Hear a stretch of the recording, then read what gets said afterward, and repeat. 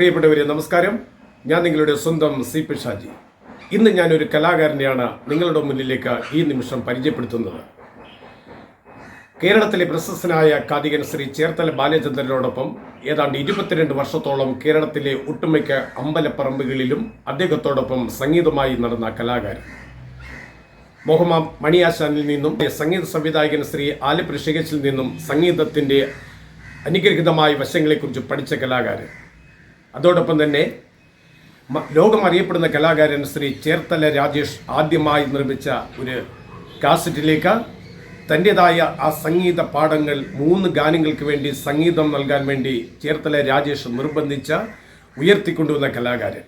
ചെറുതും വലുതുമായ ഒത്തിരി കലാകാരന്മാരെ ഗ്രാമങ്ങളിൽ നിന്നും ഉയർത്തുന്നതിൽ കട്ട സപ്പോർട്ടായിട്ട് മാറിയ പ്രശസ്തനായ കലാകാരൻ ശ്രീ മോഹമ്മ മുരളി. അതെ, മോഹമ്മ മുരളിച്ചേട്ടനെ കുറിച്ചുള്ള ഒരു വീഡിയോ ആണ് ഇന്ന് ഈ നിമിഷം നിങ്ങളുടെ മുന്നിലേക്ക് ഞാൻ അവതരിപ്പിക്കുമ്പോൾ. ഒരു അല്പം നീളമുണ്ട് ഈ വീഡിയോയ്ക്ക്. കാരണം അതിലെ മുരളിച്ചേട്ടൻ്റെ അനുഭവങ്ങൾ, ആ സംഗീതരംഗത്തെ അനുഭവങ്ങളൊക്കെ പറയുമ്പോൾ അതൊട്ടും എഡിറ്റ് ചെയ്ത് കളയാനില്ല. മുരളിച്ചേട്ടൻ്റെ ഒരു പാട്ടും അദ്ദേഹത്തിൻ്റെ സംഗീത ലോകത്തുള്ള അനുഭവം എല്ലാം സമന്വയിപ്പിച്ചുകൊണ്ടുള്ള ഈ വീഡിയോ എല്ലാ പ്രിയപ്പെട്ടവരും കാണണം. വീഡിയോ ലൈക്ക് ചെയ്യണം. 1978 ആദ്യമായിട്ട് ഈ സംഗീത ലോകത്ത് ഒക്കെ ഇറങ്ങുന്നത്. അതായത് ഒരു ഉദയനാപുരത്തൊരു ബാല ട്രൂപ്പിൽ പാടാൻ എന്നെ മണിയാശാൻ വിളിച്ചുകൊണ്ടുപോയി. അവിടെ നിന്ന് മുതലാണ് തുടക്കം. പിന്നീട് അദ്ദേഹത്തിന് ദക്ഷിണ വെച്ച് അന്ന് സംഗീതം പഠിക്കാൻ ആരംഭിച്ചു. സംഗീതം അത് മുഴുവിപ്പിക്കാൻ പറ്റിയില്ല, കാരണം മണിയാശാനും നല്ല തിരക്കുള്ളൊരു മനുഷ്യനായിരുന്നു. ആ സമയത്ത് അദ്ദേഹത്തിന് ഒത്തിരി വർക്കുകളുണ്ടായിരുന്നു.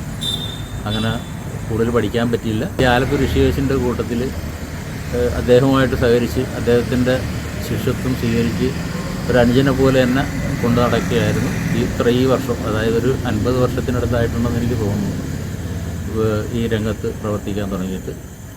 അന്ന് മുതൽ ആദ്യ ഗായകനായിട്ടാണ് ബാല ട്രൂപ്പുകളിലെല്ലാം പാടി നടന്നു. കൊല്ലം നവചേതന, കൊല്ലം പട്ടംതുരുത്ത് വിലാസിനി എന്നിവരുടെ അടുത്ത് ഹാർമോണിസ്റ്റായിട്ട് ഞാൻ പിന്നീട് പോവുകയായിരുന്നു. ഹാർമോണി പഠിച്ചു. കൊല്ലം നവചേതനയിൽ വായിച്ചു 2 വർഷം.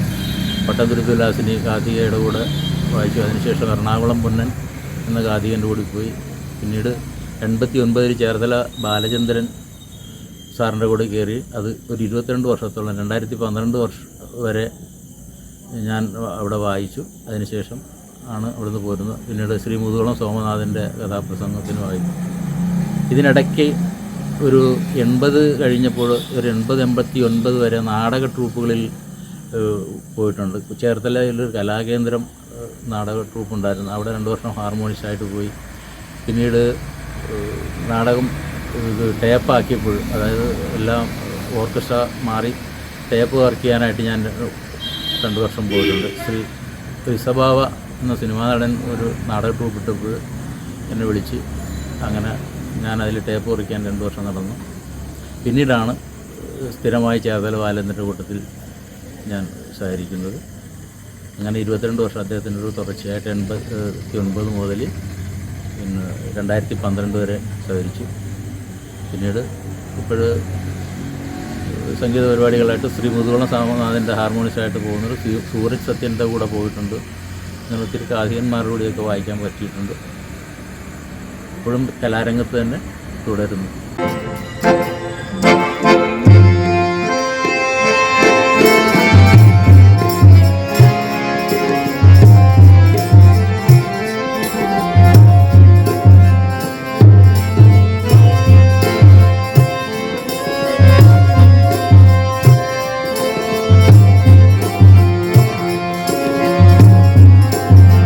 ആദ്യമായി ഞാൻ സംഗീത സംവിധാനം ചെയ്യുന്നത് ശ്രീ രാജേഷ് ചേർത്തല നിർമ്മിച്ച് ഞങ്ങൾക്കൊക്കെ അവസരം തന്നെന്ന് വേണം പറയാൻ. അദ്ദേഹം എന്നെക്കൊണ്ട് 3 പാട്ട് എന്നെ നിർബന്ധിച്ച് ചെയ്യിക്കുകയായിരുന്നു. അങ്ങനെയാണ് ഞാൻ ആദ്യമായിട്ടൊരു സംഗീതം ചെയ്യുന്നത്. ഒരു കന്യേഞ്ചിന് ശ്രീനാരായണ ഗുരുദേവനെ പറ്റിയുള്ള ഒരു കാസറ്റ് ഇറക്കിയിരുന്നു. 2009 എൻ്റെ ഓർമ്മ. രാജേഷ് ചേർത്തല തന്നെ എന്നെ എറണാകുളത്തൊരു പെരുമ്പടപ്പിലെ പള്ളിയിൽ കൊണ്ടുപോയി 3 വർഷം അടുപ്പിച്ച് അവിടുത്തെ ഒരു പള്ളിയിലെ ധ്യാനത്തിൻ്റെ കാസറ്റുകൾ ചെയ്യിച്ചു. അതിൽ 3 പാട്ട് ചെയ്യാൻ എനിക്ക് അവസരം തന്നെ.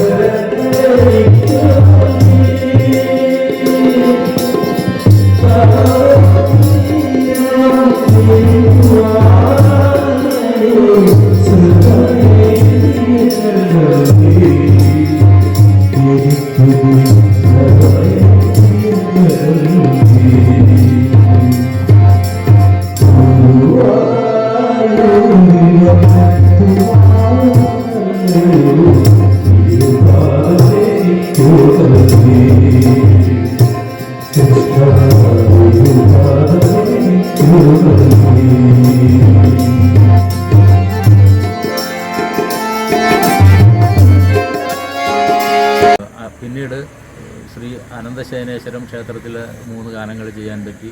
വിശ്വകർമ്മ ശ്രീ ഷിബു അനിരുദ്ധിൻ്റെ കെയർ ഓഫിൽ ഒരു വിശ്വകർമ്മ ജയന്തിക്ക് വിശ്വകർമാവിനെ കുറിച്ചൊരു 3 പാട്ട് ചെയ്യാൻ പറ്റി.